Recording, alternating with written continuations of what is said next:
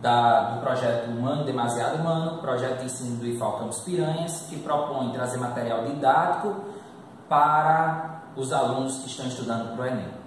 Lembrar que o projeto está sempre voltado a trazer conteúdos relacionados às humanidades. Nesta videoaula, daremos continuidade a uma série de vídeos sobre escravidão. Na videoaula passada, que tem aí o link, trabalhamos a escravidão e liberdade na Antiguidade Ocidental e agora vamos trabalhar a escravidão na África. Como sugestão de leitura, encontramos 4 livros interessantes na nossa biblioteca, na biblioteca do campus, que são África e Brasil Africano, da Marina de Melo Souza, História e Cultura Afro-Brasileira, da Regiane Augusto de Matos, e uma série de artigos compilados pela Unesco, que é a História Geral da África.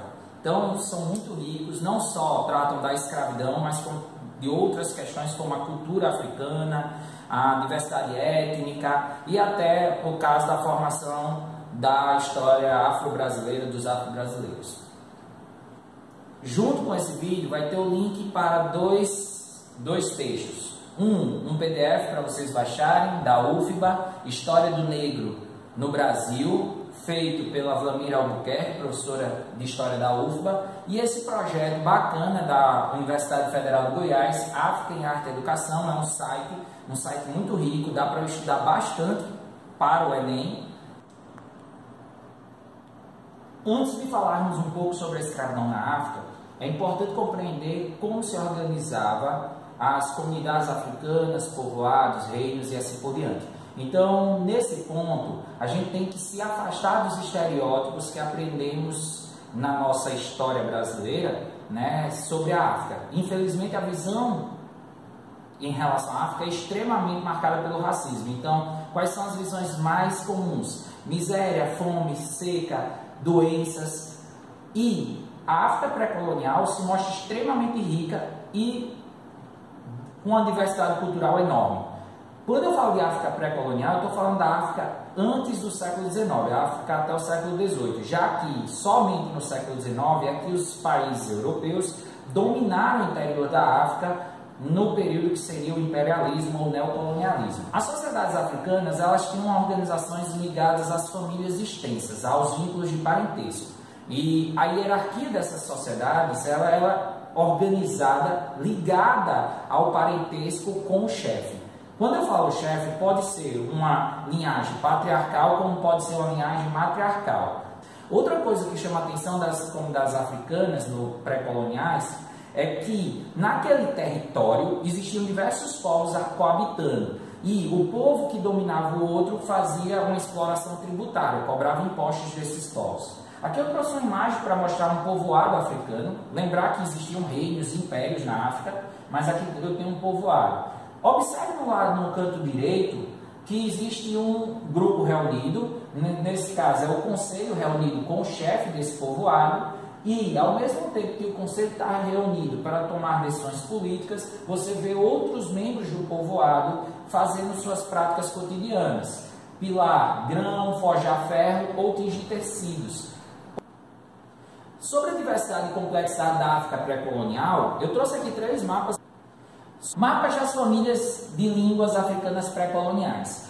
Isso são as grandes famílias linguísticas na África pré-colonial. Observe que existem aí 6 famílias linguísticas nessa África pré-colonial. Só que isso não são as línguas, são só as famílias linguísticas. Existem mais de 1000 línguas africanas. Então já mostra uma diversidade.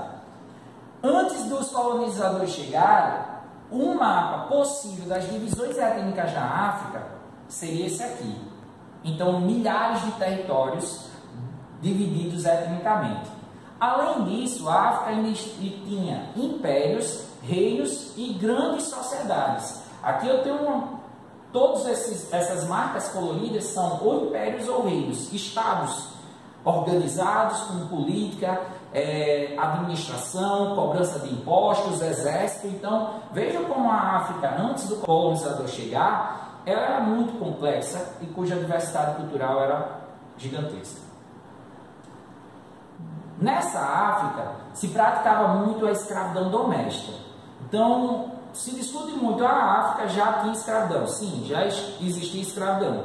Porém, a escravidão na África é diferente da escravidão que a gente conhece no Brasil ou nas Américas. Elas consistiam em aprisionar alguém para utilizar sua força de trabalho, em geral, para uma pequena escala, para o seu familiar. Então, quando um grupo guerreava com outro grupo, algumas pessoas do grupo derrotado iam servir aquele grupo que conquistou, que o derrotou. E servia normalmente as famílias do grupo. Então, não é uma escravidão voltada para o mercado.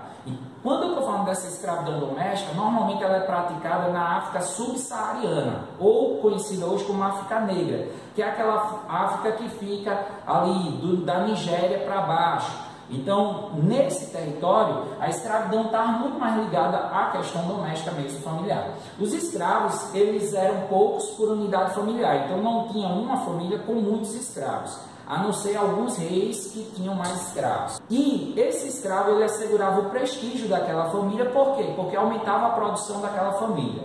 Uma das coisas mais importantes na escravidão doméstica é que ela não era vista, como ela não era voltada para o mercado, ela não era vista a partir da ideia de manutenção da escravidão. Então, o comum era incorporar gradativamente aqueles escravos à família, normalmente na próxima geração. Então, a maioria das pessoas que eram escravizadas eram mulheres para ser concubinas. Lembrar que na África a poligamia era uma prática comum, e as crianças. E dentre isso, os filhos dos cativos nascidos já no cativeiro, eles não eram considerados escravos, eles eram considerados parte da família, aumentando essa família. Só então por que essa dinâmica? Porque justamente essas famílias precisavam de mais gente para trabalhar, então a ideia era aumentar a família e não necessariamente ter propriedade sobre outra pessoa.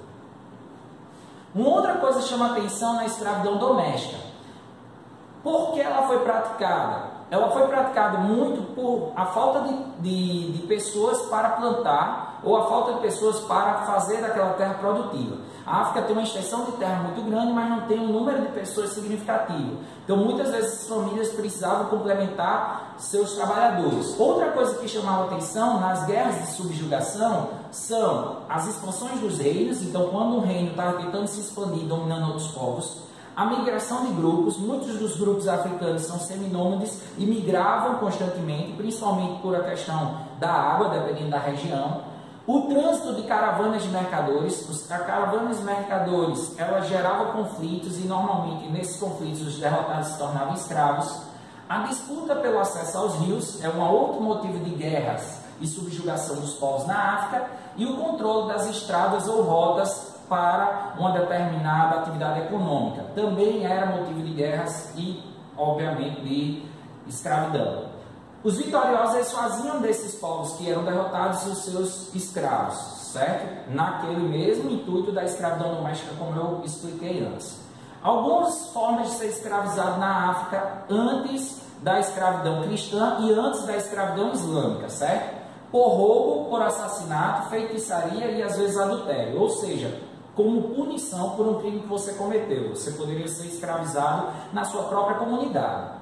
Por penhora, a troca e a compra, onde uma pessoa que podia estar precisando de dinheiro penhorava sua própria vida para que pudesse ter recursos. Se ela não conseguisse pagar, ela ia servir como escravo.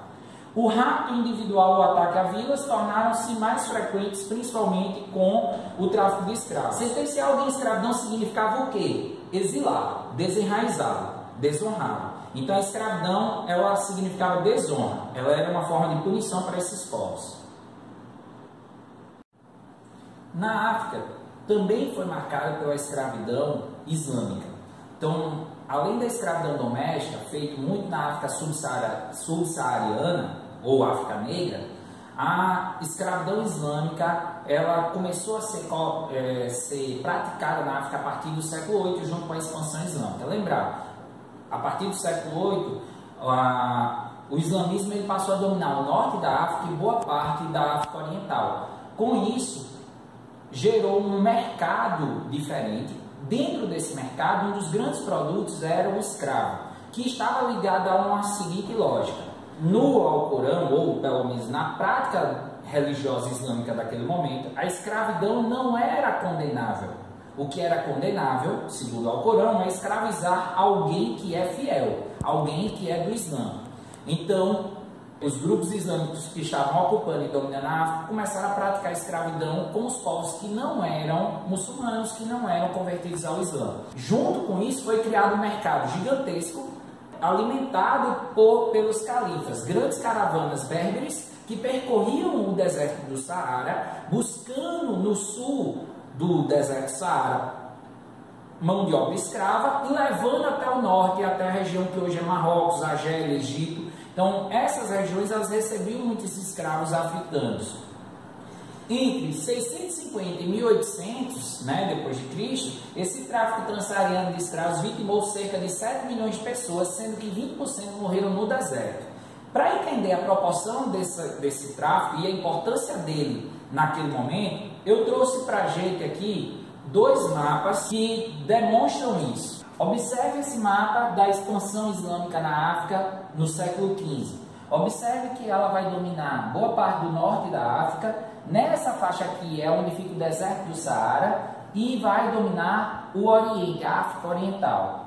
Agora observe esse segundo mapa, meio que contraponha ele, bota um em cima do outro. Perceba que as principais rotas de escravos no fim da Idade Média até o século XV era justamente correspondente ao território islamizado, das rotas transsaarianas, como são chamadas. Então, tinha marfim, ouro, prata, porém, escravos era um dos principais produtos. Funções dos escravos na escravidão islâmica: trabalho na agricultura, carregador nas viagens comerciais, ou seja, o próprio escravo se tornava carregador das caravanas, das califas. As mulheres se tornavam concubinas, daí vem muita prática da dança do ventre, das escravas praticarem a dança do ventre, fazerem parte de um harém de um sheik e assim por diante. Artesãos, tecelões, ceramistas, funcionários da burocracia também podiam ser escravos, escravos domésticos e até soldados. Aqui eu tenho uma gravura de 1702, século XVIII, mostrando uma caravana e mostrando os escravos sendo carregados nessa caravana e um escravo aqui provavelmente morrendo devido à sede, devido a atravessar o deserto do Saara a pé. O mundo árabe ele tornou-se um grande mercado para os escravos, só que na lógica pensa-se que esse mercado é de escravos negros. Não, existem escravos de todas as regiões que o mundo islâmico atingiu, desde que não fossem fiéis, desde que não fossem muçulmanos. Então, indianos, chineses, pessoal do Sudeste Asiático, da Europa Ocidental. Porém, foi da África Negra a maior parte dos escravos do mercado islâmico das rotas transsaarianas. A escravidão cristã ela foi a principal transformação no que diz respeito à escravidão na África. Então, sabemos que havia escravidão doméstica na África subsaariana, daqui para baixo. Sabemos que nessa região do deserto do Saara predominou a escravidão islâmica, porém será a escravidão cristã que estabelecerá cada vez mais forte a ideia dos africanos como produto e como mão de obra escrava que devem ser parte de um tráfico intercontinental. Como é que começa essa escravidão cristã na África? Por que chamada escravidão cristã também? Lembrar que é porque os povos europeus cristãos submeteram os povos africanos à escravidão e dentro desse argumento existe um argumento de narrativa cristã, certo? E aí vamos lá.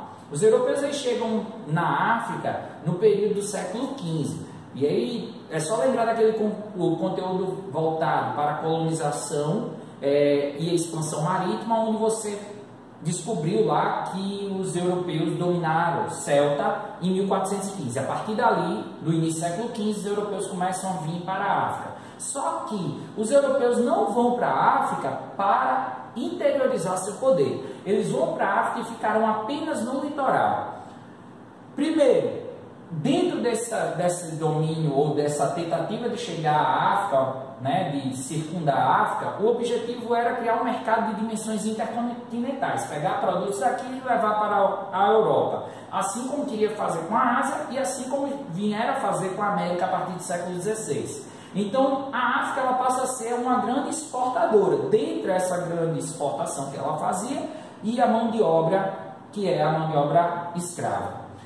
Para conseguir esses escravos, os europeus fundaram portos, cidades portuárias, que eram chamadas de feitorias. Ou seja, os europeus não foram dominar o interior da África, ficaram apenas no litoral, onde recebiam produtos e faziam trocas comerciais. Esses portos eram totalmente destinados ao comércio. Como vocês podem ver, são esses quadradinhos marrons neste mapa que eu trouxe para vocês. Observe que eles se espalham na parte aqui de Beni, né, na região Iorubá, aqui na região de Angola, onde fica o Reino do Congo, Angola, e em Moçambique, na África Oriental. Então vocês vão observando que é sempre portuário.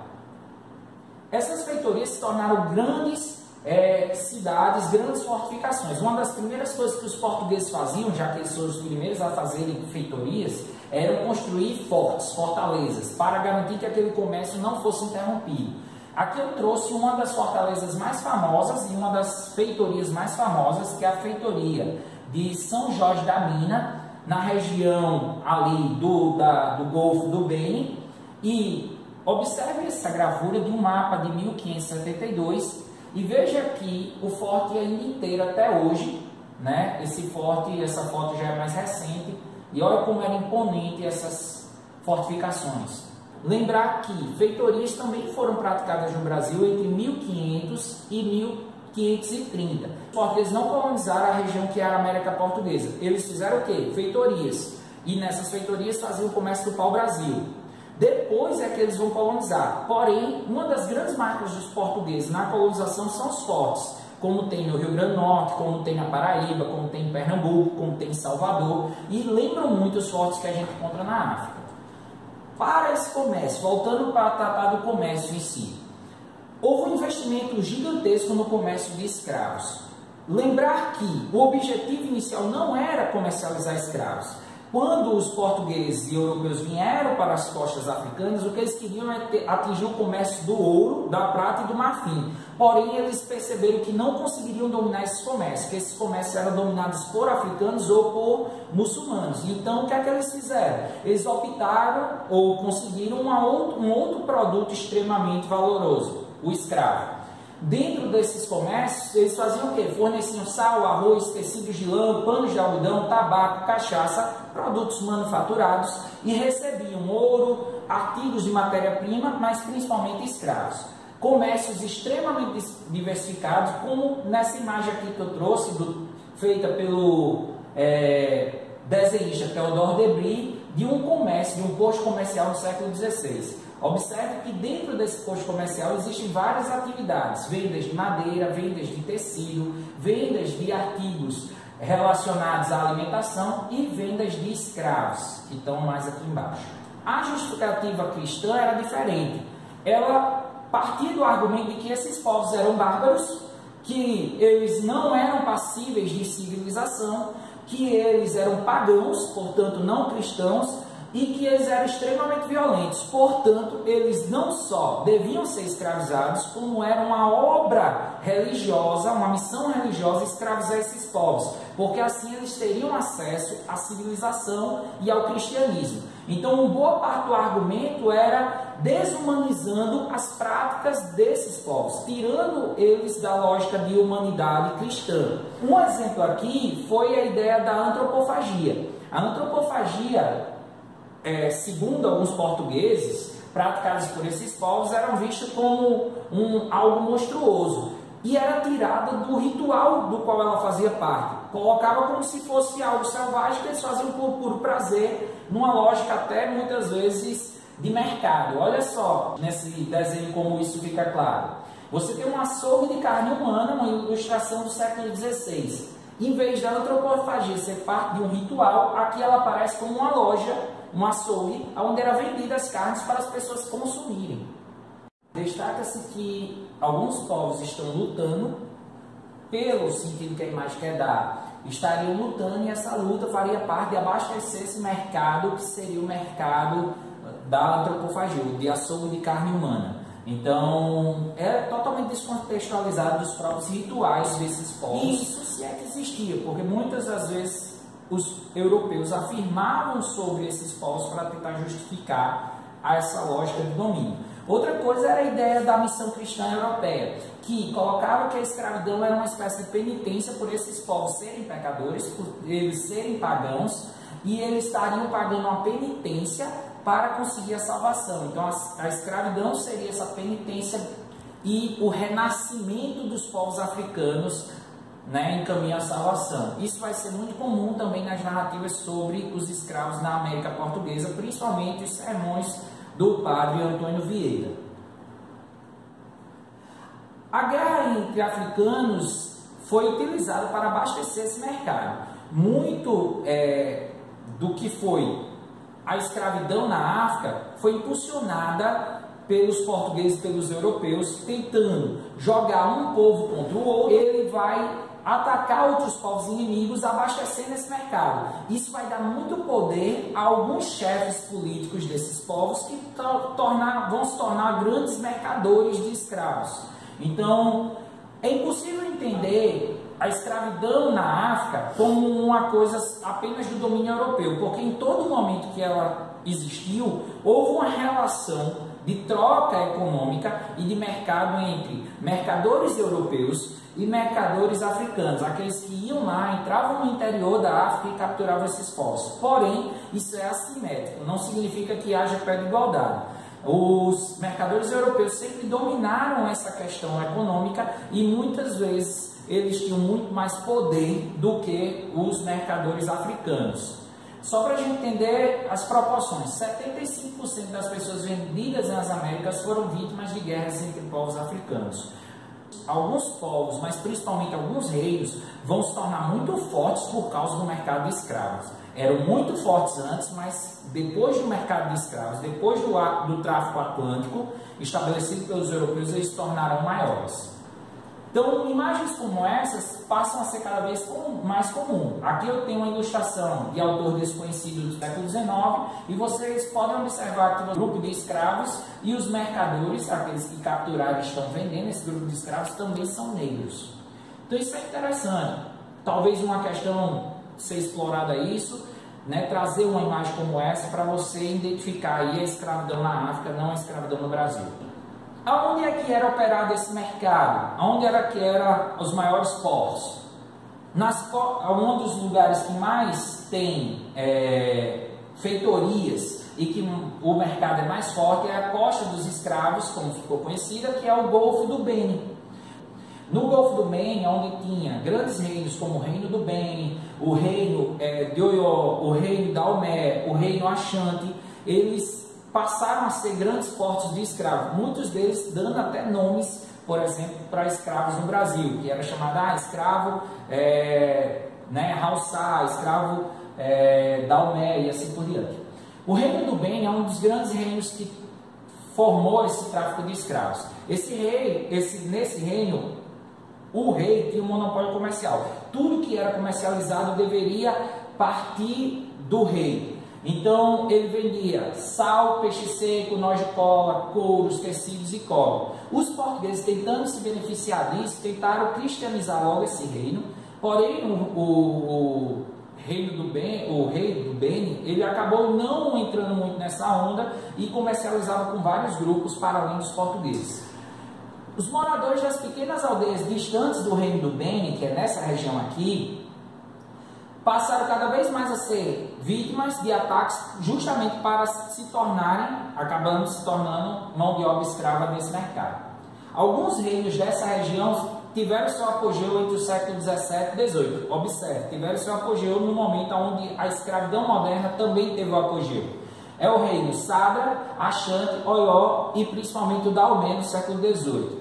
Aqui tem uma coisa curiosa. No século XVII, o reino que dominou a questão do escravo foi o reino de Oió. Só que no século XVIII, o reino da Daomé começou a invadir o território do reino antigo, que era o Oió, e começou a dominar e tornar escravos os seus habitantes.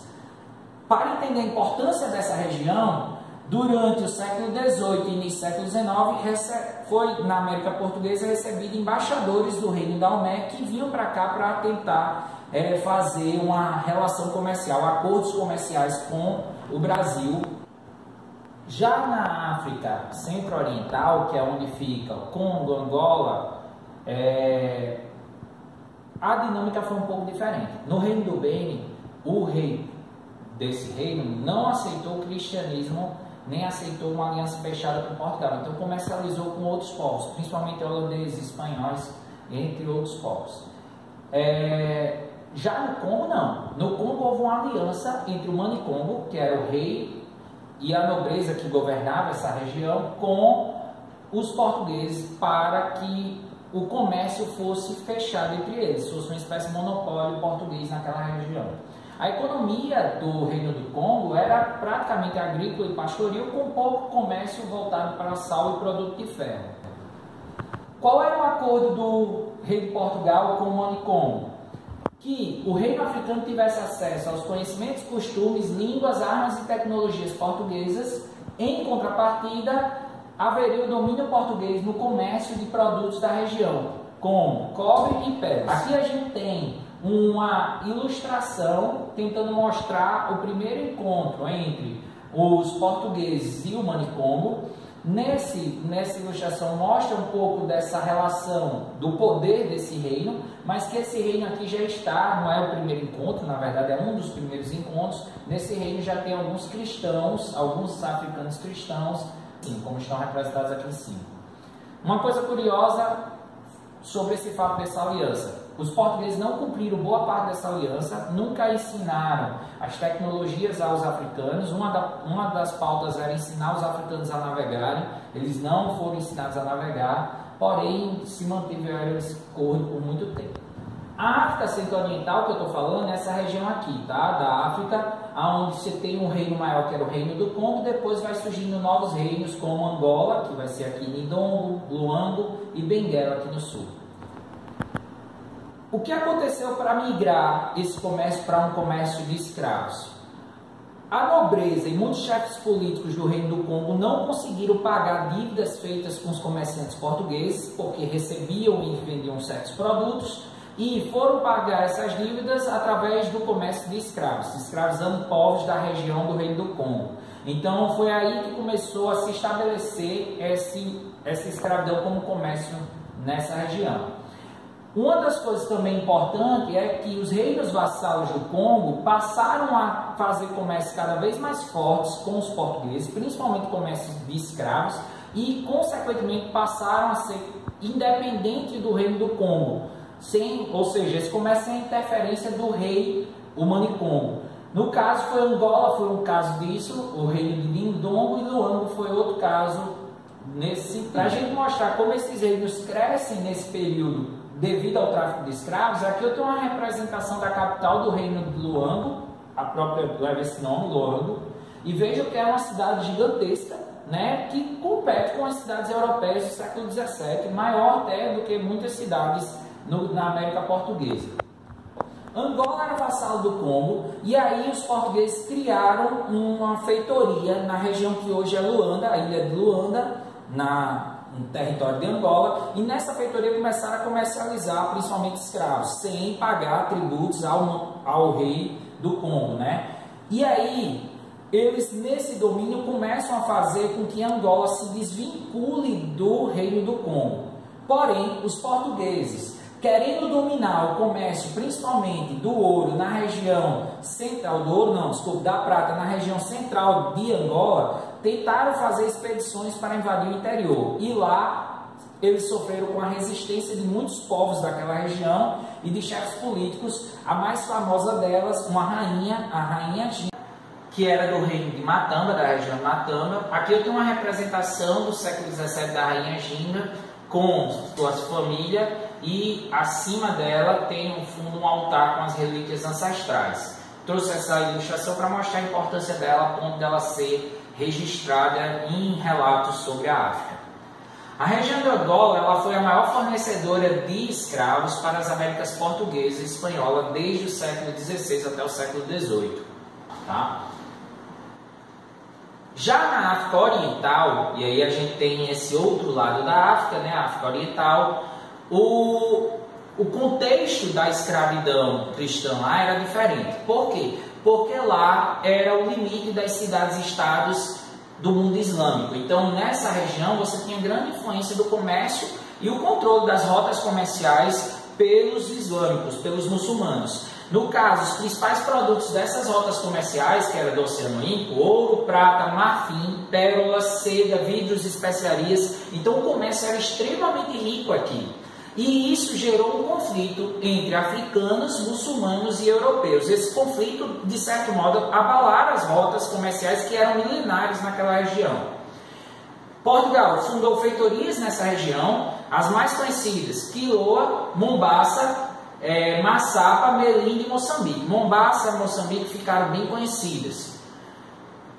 Mesmo fundando feitorias nessa região, Portugal não conseguiu garantir o controle do comércio justamente do ouro, da prata e do marfim, que eram os seus objetivos. Quando não conseguiu o controle desse comércio, ela tentou fazer o quê? Justamente implementar o comércio que ela já conhecia na África Centro-Oriental, que é o comércio de escravos. E aí a gente tem que entender essa dinâmica desse comércio de escravos. Quais são suas consequências? O que é que gerou para a África, para o mundo atlântico também, né? No caso, o tráfico de escravo e o comércio global, ele vai gerar uma introdução desses africanos ao comércio atlântico, né? E dentro dessa inserção, ainda que seja de uma forma triste, que são um número gigantesco de pessoas saindo como escravos, alguns comerciantes africanos e reinos africanos conseguiram se estabelecer e crescer economicamente nesse período. Nesse comércio, onde a gente tem a África fornecendo escravos para a América fornecendo matérias-primas para a Europa e para a África, que era uma boa parte dos escravos eram trocados por tabaco, cachaça, matérias daqui, materiais da América, e a Europa fornecendo manufaturados para essas regiões.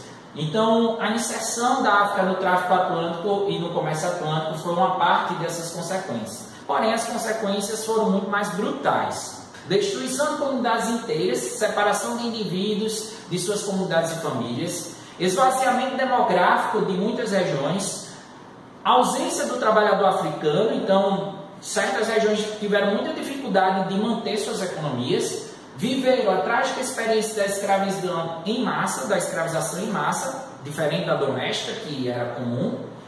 O racismo, a gente pode colocar o racismo como uma consequência disso. Por quê? Porque se inicialmente os europeus, quando implementaram essa escravidão moderna, o mercado de escravo, não eram por justificativas racistas, depois, principalmente nos séculos 17, 18 e 19, as justificativas passaram a ser através da raça, da inferioridade racial do negro. Essa era a narrativa comum e até virou narrativa científica do século XIX. Enfraquecimento dos reinos e impérios africanos, que gerou a derrota deles para as potências europeias no século XIX, que é justamente o imperialismo e o neocolonialismo. Para mostrar essas consequências, para mim o que ilustra como maior consequência é justamente a diáspora africana, a saída de africanos do seu território para ir ser escravos em outros territórios. No caso, aqui nós temos um mapa mostrando essas rotas, né, essas saídas, os principais caminhos. E vocês vão ver que os escravos vinham da África Negra, da África subsaariana, indo para a rota do Oriente ou para as Américas. E isso é bastante triste. Nós temos aqui uma tabela mostrando a chegada do tráfico negreiro nas Américas, principalmente, e vocês vão observar que é uma estimativa tirada do livro do Luiz Felipe Alencastro, pesquisador brasileiro, O Trato dos Viventes, e da América Espanhola, do século XVI até o século XIX, foram recebidos mais de 1.600.000 escravos africanos. O Brasil, mais de 4 milhões, o Brasil foi a região que mais recebeu escravos africanos. Antilhas Britânicas, 1.600.000 africanos. Antilhas Francesas, 1.700.000. Antilhas Holandesas, 437.000 africanos. E América Britânica e Estados Unidos, mais de 500.000 africanos, totalizando aproximadamente 10 milhões de pessoas que foram retiradas de sua casa, inseridas nesse mercado de escravos e trazidas para a América para trabalhar como escravos. Eu acho que dá para entender agora a escravidão africana, para além dos estereótipos, e entender como o tráfico de escravos, a escravidão moderna e a introdução dos europeus nessa região das costas africanas mudou a dinâmica social, destruiu essas comunidades e trouxe esse mercado infeliz, que é o mercado escravo, para aquela região. Pessoal, dê seu like, se inscreva no canal, ative o sininho, acompanhe nosso projeto, porque ele é feito para vocês, não é porque a gente quer aparecer, não. A gente está querendo aqui trazer esse conteúdo, democratizar o ensino, o conhecimento. Então acompanhe a gente.